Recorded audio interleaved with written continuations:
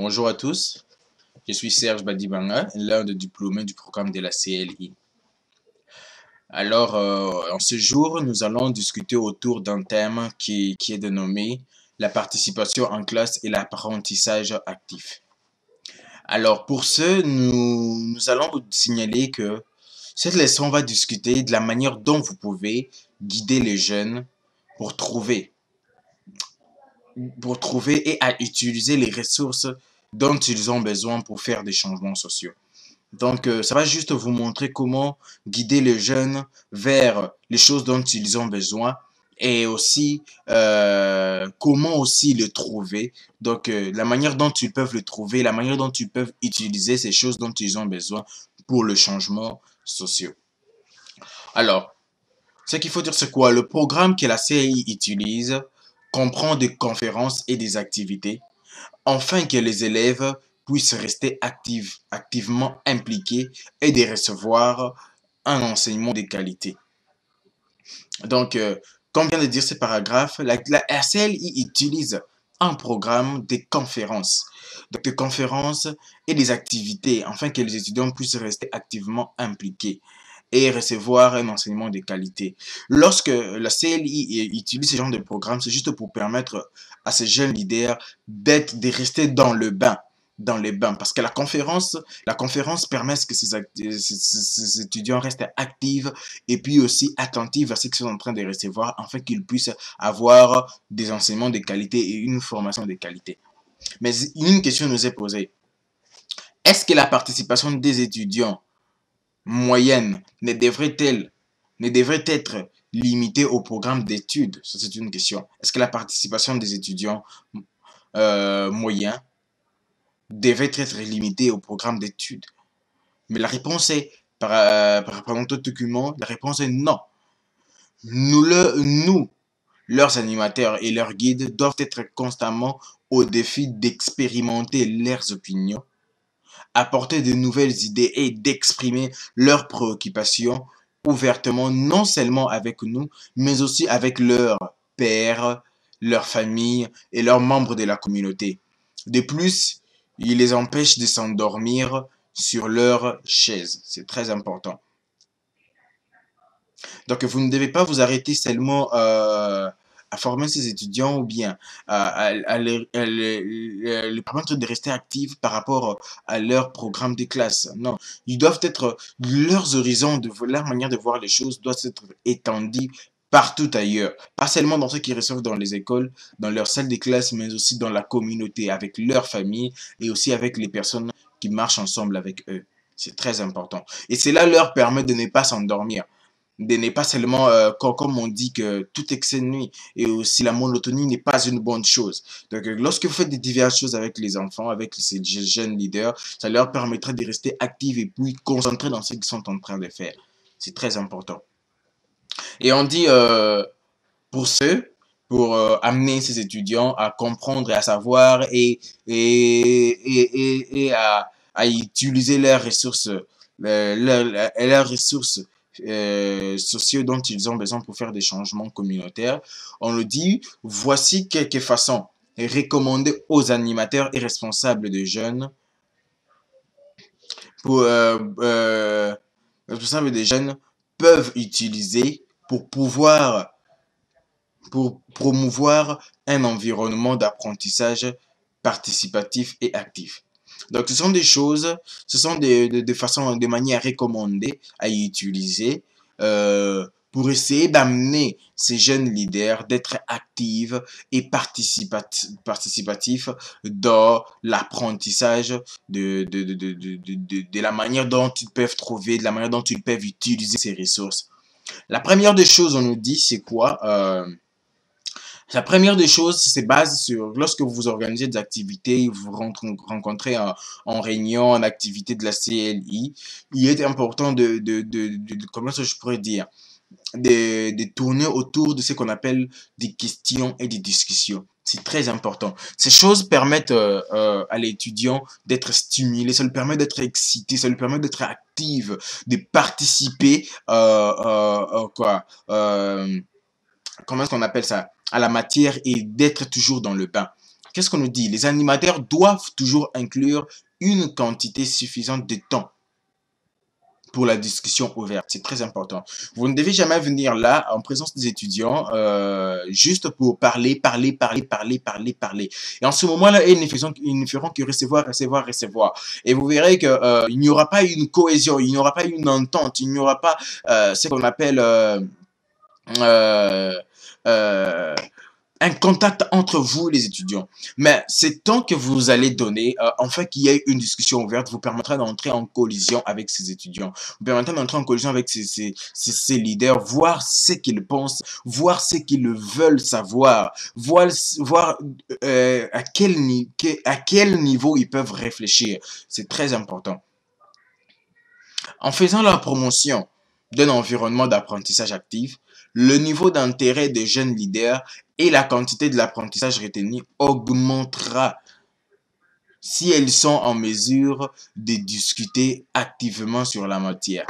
Donc, on nous dit, en faisant la promotion, donc en donnant un temps de discussion ouvert, on dit que l'apprentissage, on dit que le niveau d'intérêt de ces jeunes envers la matière que vous êtes en train de donner et aussi la quantité de l'apprentissage retenu augmentera si ils sont en mesure de discuter activement sur la matière telle qu'elle se présente.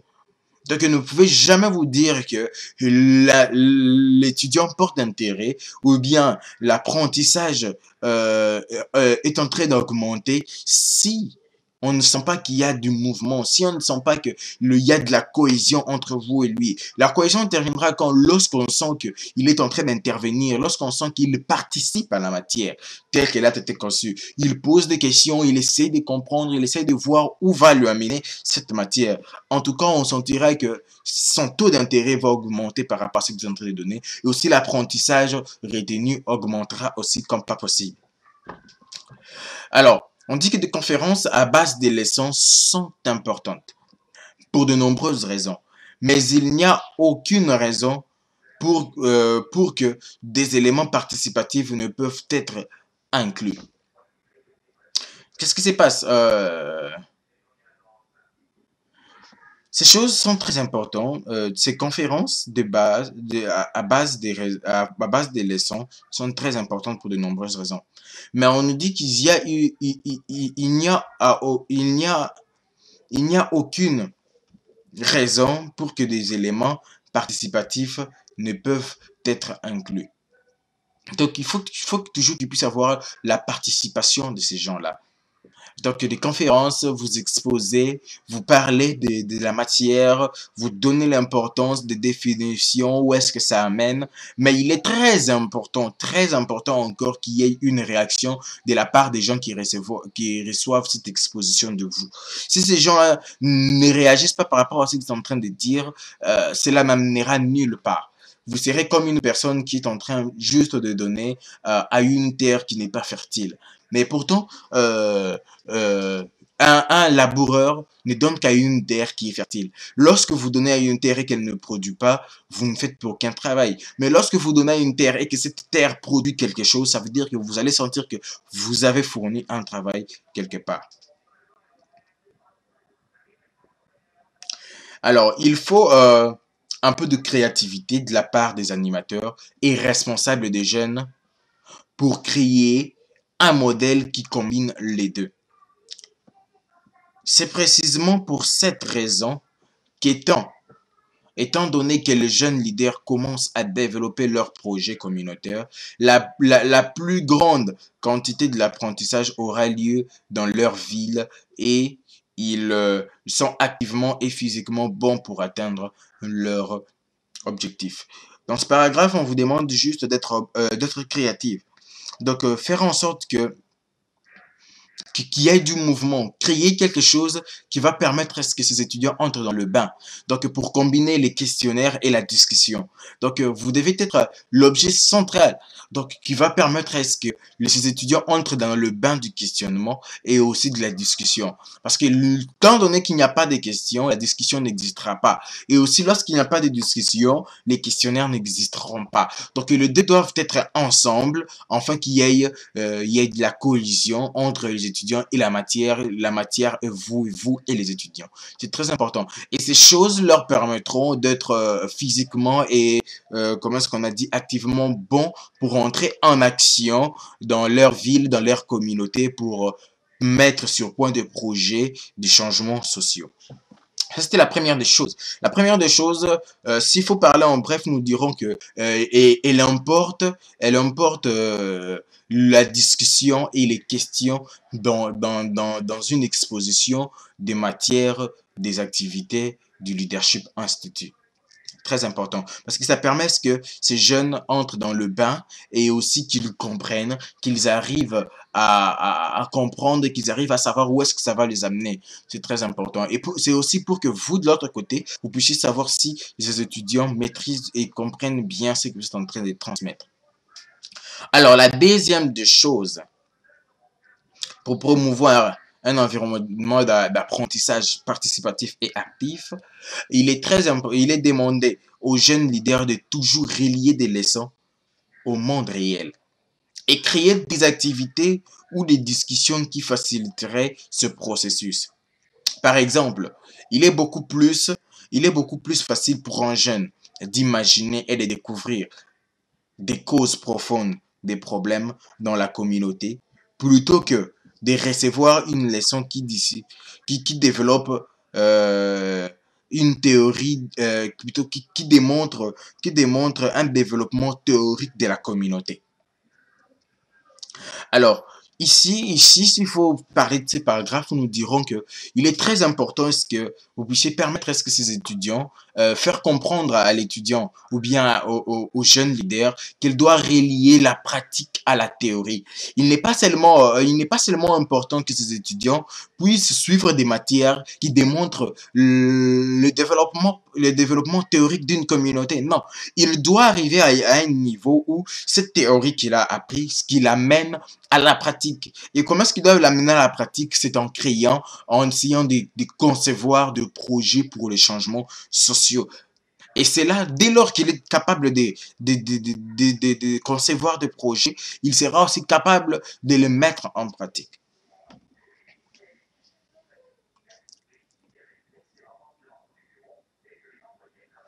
Alors, s'il faut continuer, nous dirons une activité utile pour cela est de demander aux élèves de faire des groupes, donc se regrouper en petits groupes, de produire une liste de problèmes et de leurs causes fondamentales dans leur propre communauté et ensuite discuter ensemble des solutions possibles pour remédier à ces problèmes. Alors, l'un des moyens qui permet que ces élèves quittent de la théorie à la pratique, qu'ils relient la théorie à la pratique, c'est de leur demander de faire des groupes, de se mettre en groupe, des petits groupes de jeunes qui feront une liste des programmes qui guettent leur communauté, donc les endroits qui entourent leur vie sociale, et aussi d'essayer d'en discuter autour de cela pour trouver des solutions. Et voir aussi des problèmes fondamentaux, des sources fondamentales de ces problèmes qui guettent leur société et d'en trouver, et d'en remédier plutôt. Et cela va permettre à ces étudiants de passer de l'étape de la théorie à la pratique. Alors, je vous parlerai d'un exemple d'un professeur. Ce professeur, lui, il est un professeur d'éducation physique, des sports en quelque sorte, dans les écoles primaires, autour de la ville où il habite. Alors, qu'est-ce qu'il fait? À chaque fois qu'il réunit ses élèves dans un cours de gymnastique, qu'est-ce qu'il fait? Il demande à ce que ces jeunes puissent pratiquer ce qu'il leur donne comme cours dans des milieux sportifs qu'ils pratiquent en dehors de l'école.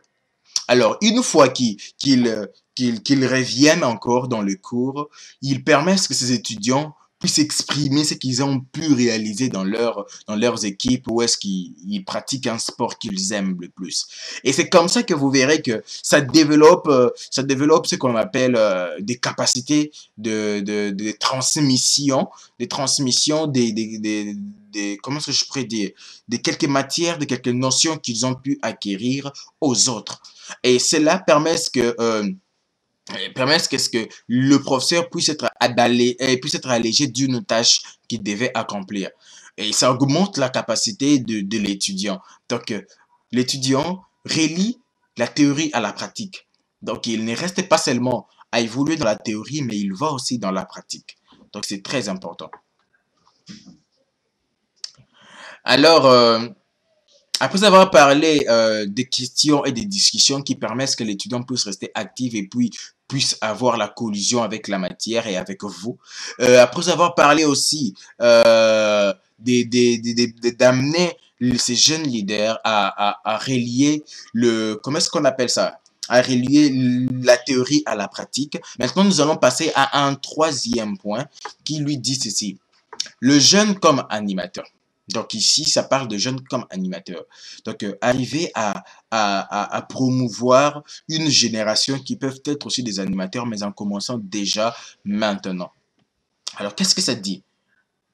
Dans ce cadre, il y a deux groupes. Comme vous pouvez le constater dans toutes les activités de la série, il y a deux groupes. Il y a le groupe des animateurs et aussi il y a le groupe des jeunes leaders qui viennent apprendre.